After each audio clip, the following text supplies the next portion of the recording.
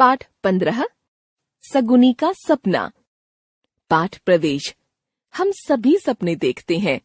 यदि हम कहें कि सपने हमारी अधूरी इच्छाओं को साकार करते हैं तो यह गलत नहीं होगा। ये अच्छे कार्यों के लिए प्रेरित भी करते हैं। सगुनी का सपना भी उसे शिक्षा पाने की प्रेरणा देता है। सपने कभी कभी मन में गहरी जड़ें जमाकर हमारे मार्गदर्शक बन जाते हैं, यानी हम उन्हें पूरा करने की ठान लेते हैं। राजस्थान के पश्चिमी इलाके में एक स्थान है सूरतगढ़। ईप्सा के पापा का स्थानांतरण कुछ दिन पूर्व ही यहाँ के लिए हुआ। ईप्सा को यहाँ एक विद्यालय में प्रवेश मिल गया। वह कक्षा 5 की छात्रा है। 2-4 दिन तक तो उसकी कक्षा की लड़कियां उससे दूर दूर रहीं, लेकिन बाद में उसकी उनसे मित्रता हो गई। लड़कियों ने ही ईप्सा को बताया कि वह अपना टिफिन सुरक्षित रखा करे, क्योंकि कोई बच्चा खाना चुराकर खा जाता है। कभी किसी का खाना गायब हो जाता है तो कभी किसी का। बच्चे इस ताक में रहते कि खाना चोर को रंगे हाथों पकड़ा जाए। कक्षा के बच्चों का शक था कि एक छोटी सी मैले कुचैले कपड़े पहनने वाली लड़की विद्यालय के तारों की बाउंड्री के इधर उधर घूमती रहती है, वही खाना चुराती है। बच्चों ने अपनी कक्षा की खिड़की से प्रायः देखा है कि वह दूर से कक्षा की ओर टकटकी लगाए देखती रहती है। कई बार उसे बच्चों ने पकड़ना चाहा तो वह तुरंत भाग जाती। एक दिन मध्यावकाश में सभी बच्चे अपनी अपनी कक्षाओं से बाहर आकर अपने दोस्तों के साथ खाना खा रहे थे, कुछ खेल रहे थे। तभी तारों की बाउंड्री के पास कूड़ेदान की दीवार की ओट में छिपी वही लड़की बच्चों की भीड़ को ललचाई दृष्टि से देख रही थी। उस मैले कुचैले कपड़े पहनने वाली लड़की को किसी बच्चे ने छिपे हुए देख लिया। 4-5 बच्चे हाथ में पत्थर लिए उसकी ओर दौड़े। बच्चों को अपनी ओर आते देख वह भागने को हुई। तभी रोहित ने एक पत्थर उसकी ओर फेंका। पत्थर लड़की के माथे पर लगा। पत्थर लगते ही खून का फव्वारा निकला और वह लड़की वहीं बेहोश होकर गिर पड़ी। बच्चों की भीड़ जमा हो गई। ईप्सा ने जब भीड़ लगती देखी तो वह भी अपनी सहेलियों के साथ वहां गई। बच्चे कह रहे थे, खाना चोर आज पकड़ी गई। लड़की बेहोश पड़ी थी और उसके माथे से खून बह रहा था। बच्चे खुश हो रहे थे। ईप्सा ने उसे इस हालत में देखा तो उससे रहा न गया। जल्दी से वह उस लड़की के पास पहुंच गई। उसने अपनी चुन्नी से उसका माथा कसकर बांध दिया और अपनी सहेलियों रानी, अंशु और गीता से कहा, आओ हम सब मिलकर इसे एमआई रूम में ले चलते हैं। गीता बोली, ईप्सा यह लड़की तो खाना चोर है, मुश्किल से तो यह पकड़ी गई है और तुम कहती हो इसे एमआई रूम ले चलो। गीता, ये लड़की खाना चोर है या नहीं यह बाद में तय होता रहेगा। अभी इसकी जान खतरे में है, इसलिए इसे तुरंत डॉक्टर के पास ले चलने में मेरी सहायता करो। इसका खून इस तरह बहता रहा तो ये मर जाएगी। बच्चों की भीड़ खून देखकर वहां से खिसकने लगी थी।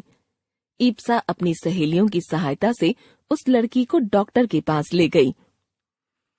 डॉक्टर ने तुरंत उसे इंजेक्शन दिया। उसके माथे का घाव साफ किया। माथा काफी फट गया था, इसलिए 3-4 टांके भी लगाने पड़े। डॉक्टर ने जब तक उसका उपचार किया तब तक ईप्सा अपनी सहेलियों के साथ वहीं बैठी रही। डॉक्टर ने ईप्सा से कहा, ईप्सा, यदि तुम इसे शीघ्र ही न ले आती तो इस गरीब लड़की के जीवन को खतरा हो सकता था। अब यह बिल्कुल ठीक है, मैंने इसे दवा दे दी है। ईप्सा उस लड़की को देखने प्रतिदिन जाती। वह लड़की हाथ जोड़ जोड़ कर बार बार यही कहती, मैंने कभी खाना नहीं चुराया, मैं खाना चोर नहीं हूँ। फिर तुम कक्षा के पास खड़े होकर छुप छुप कर क्या देखती रहती थी और किसी के बुलाने पर भाग क्यों जाती थी? सच सच बताओ, आखिर तुम कौन हो और क्यों रोज आती रहती हो विद्यालय के आसपास? ईप्सा ने उस लड़की से पूछा। दीदी, मेरे बापू बहुत गरीब हैं। मुझे कूड़ा, कचरा, बोतलें, मोमियां आदि बीनने के लिए यहाँ भेजते हैं। मेरा मन कूड़ा कचरा बीनने में नहीं लगता। भी इच्छा है कि मैं भी पढूं, ड्रेस पहनूं, बैग लेकर स्कूल आऊं, लेकिन यह संभव नहीं है। मैं इसे जानती हूँ। यह तो मेरा सपना है, लेकिन सपने कहीं सच थोड़े ही होते हैं दीदी। आप सबको पढ़ते खेलते देखकर मुझे बहुत अच्छा लगता है, इसलिए मैं तारों के पास खड़ी होकर आप सबको देखती रहती हूँ। मैंने चोरी कभी नहीं की। लड़की कहते कहते दुखी हो गई। फिर तुम भाग क्यों जाती थी? ईप्सा ने पूछा। मैं डर जाती थी कि आप लोग मुझे पकड़कर मारेंगे, इसलिए किसी को अपनी ओर आते देखकर मैं भाग जाती थी। अब मैं कभी नहीं आऊंगी, मुझे क्षमा कर दो ईप्सा दीदी। कहकर लड़की सुबक सुबक कर रोने लगी। अरे तुम तो रोने लगी। अच्छा तुम्हारा नाम क्या है?